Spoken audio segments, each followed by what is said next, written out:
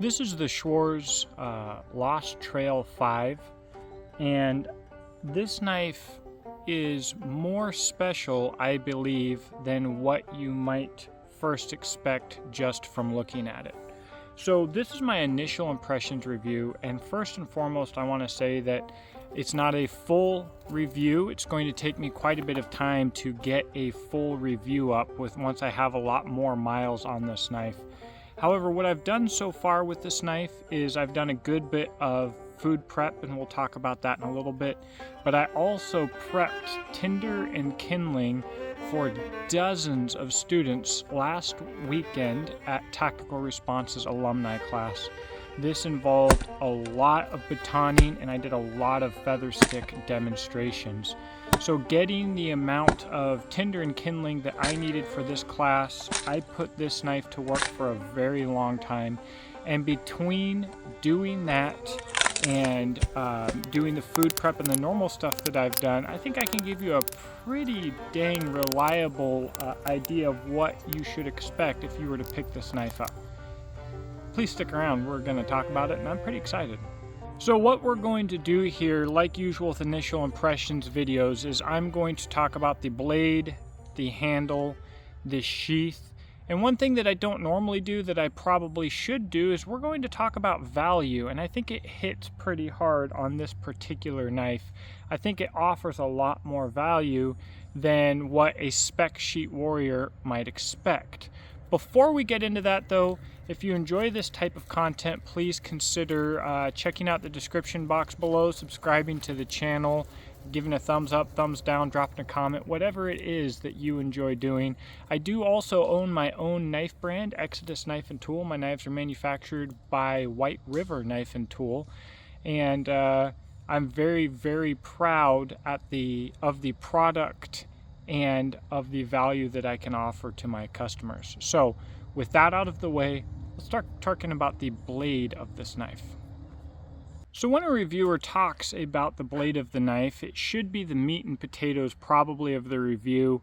And when you watch a review and hear a reviewer talk about the blade, if you're not familiar with what he's saying, or she, they should teach you that.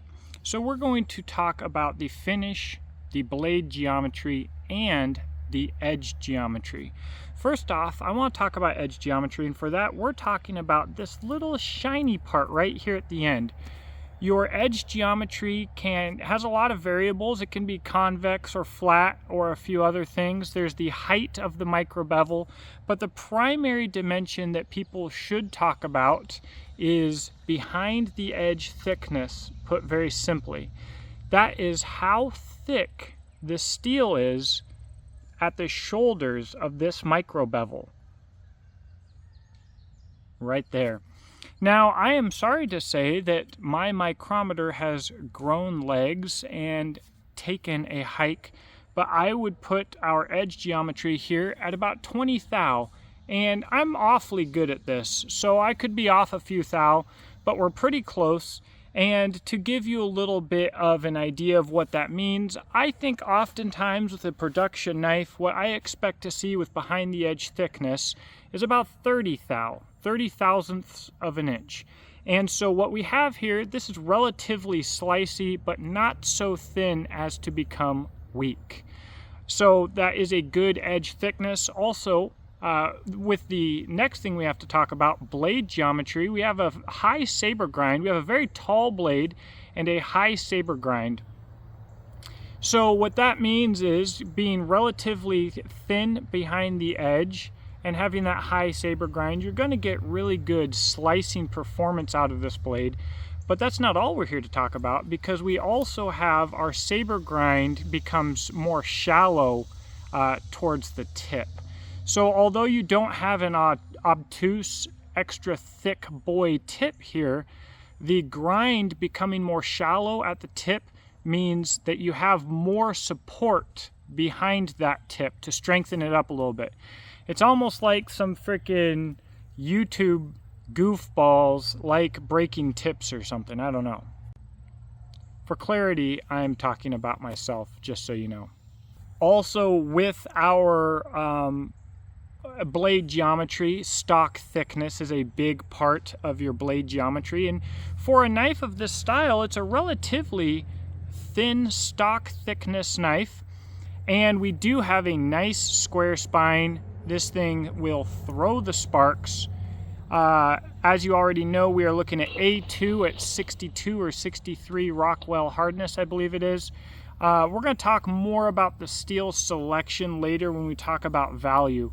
However, I personally have no concerns about strength or toughness of this knife. What we have here in the overall is we have a high grind, relatively thin stock, a large handle, which we'll talk about in a second, which gives you a lot of confidence in hand. We've got, I think, plenty toughness for all of your bushcrafty stuff, and you have relatively light weight. It's a fairly bulletproof little package for a primary belt knife. You have a good belly here, and sorry about that, I forgot what the crap I was going to say.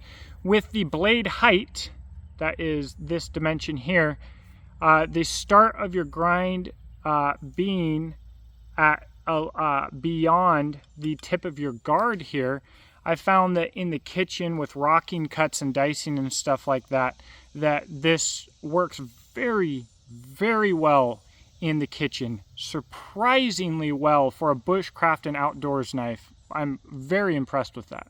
I also need to talk about the finish. I just about forgot. We've got the Cerakote finish. I actually wouldn't call this flat dark earth. It's going to be hard for me to show this color correct to you guys, especially because I've got some bad lighting here. But I would actually call this more of a bronze. It's got a little bit of a sparkle in it. It's a really pretty finish. The bronze, in my opinion, bronze and black really go well together. And I have heard a lot of my subscribers or commenters recently state a concern about buying a coated blade due to survive knives and potentially hiding flaws under coatings. I absolutely do not believe that you would find any flaws hidden under the Cerakote. Cerakote's not the best product to hide a flaw under because it is a very thin coating. I think a lot of times your coatings that are used to specifically hide something is typically powder coat. Now what I will say on top of that also is there's a lot of benefits to using a coating that are not shady.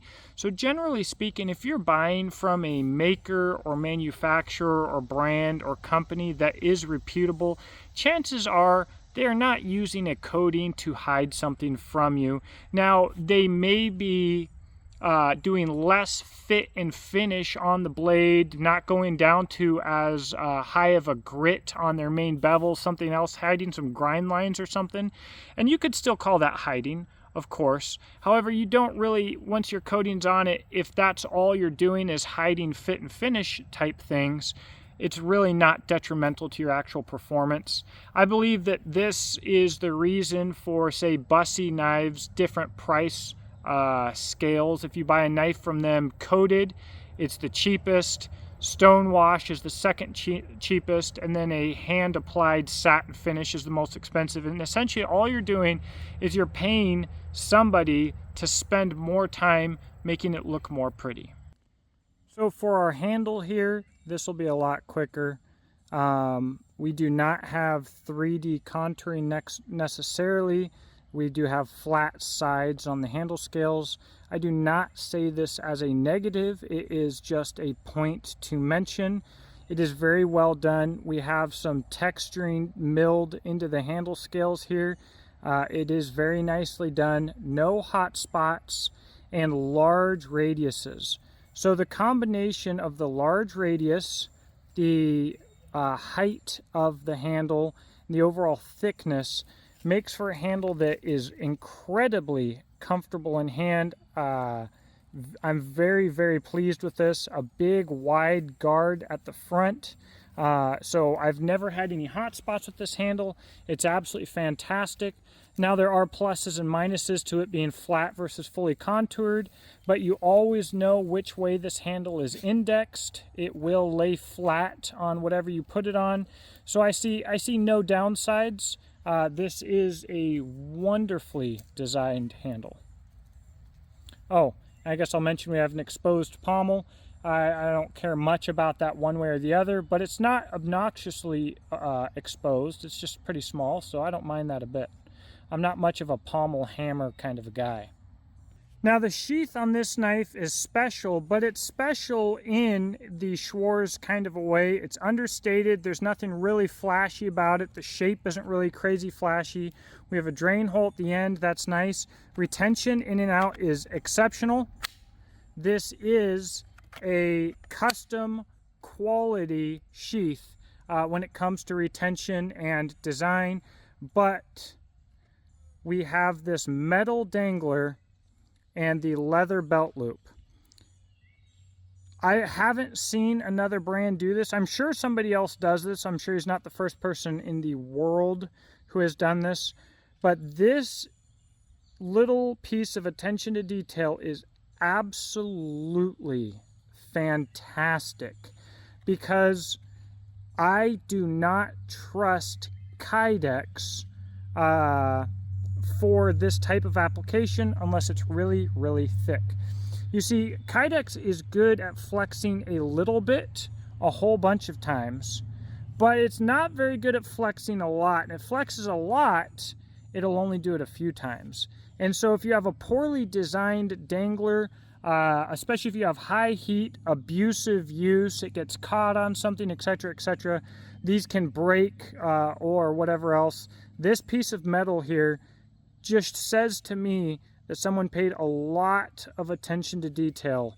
And then I love the way that he did the belt loop as well. It rides wonderfully on the belt. This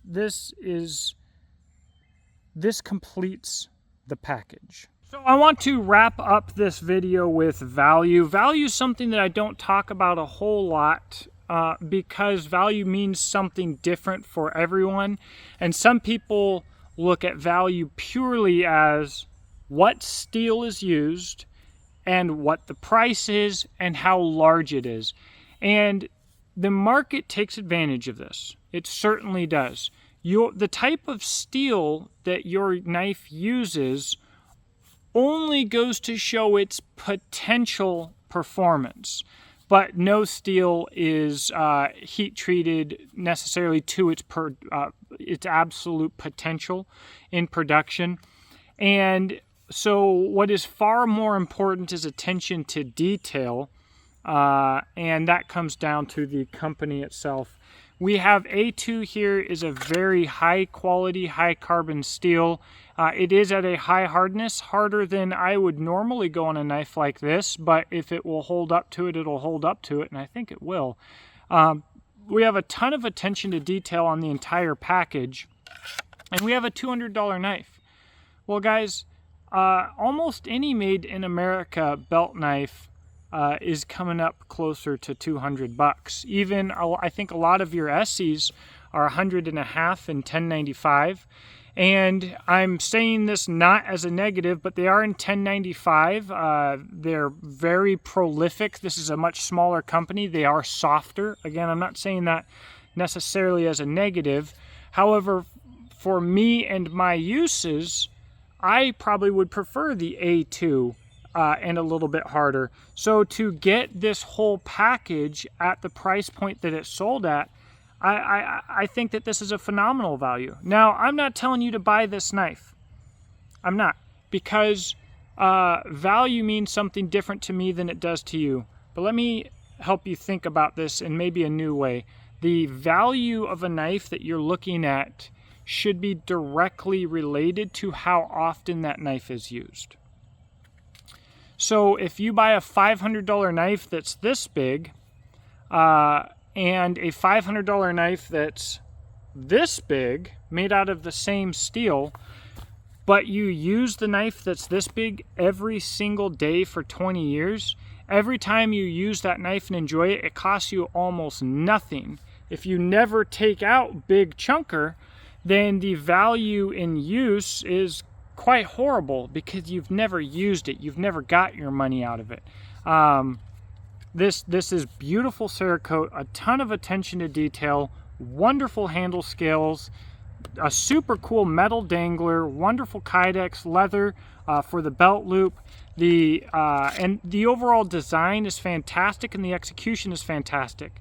Guys, the value is certainly there. So if you need a knife of this size, this is a prime example of how the entire industry in the last 5 years has moved ahead light years. I would say probably more than the knife industry has ever moved ahead before in general knowledge, steels, heat treat quality, and fit and finish for price. We've got White River Knife and Tool and a lot of fantastic companies putting out, and even Essie, putting out knives of fantastic fit and finish, fantastic quality at fantastic prices. And when I got into this game, it did not exist. You bought custom, you paid custom, and when it came to heat treat and everything else back then, there was a lot more bro science going on, and you probably didn't get as good of a product. So I am absolutely 100% a fan of this knife. I think, I'm not sure, but I think for my long-term review, we'll break it and we'll see what it can really handle. I think that would be a good idea for this blade, and maybe I'll even do that this fall. Until then, I'll continue allowing my customers and students to use this knife. I'll continue to lend it out. I'll continue to use it, and I'll continue to enjoy it. If you like seeing pictures of knives and stuff like that, go ahead and shoot me a follow if you have it on Instagram at, what the crap is it? JBP Gear Reviews. I'll put it in text in here. My Instagram, I essentially run as a micro version of this channel, so you see constant updates, you see a lot of pictures, you see a lot of, again, micro reviews of knives as I'm using them over the years. So if you enjoy the knife content, it's a pretty good spot to be, despite the fact that Instagram is a pit of evil.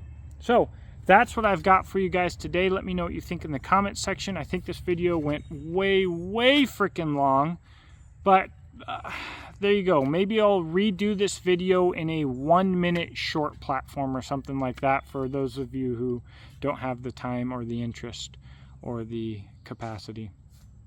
Have a blessed day. I'll talk to you in the comment section below.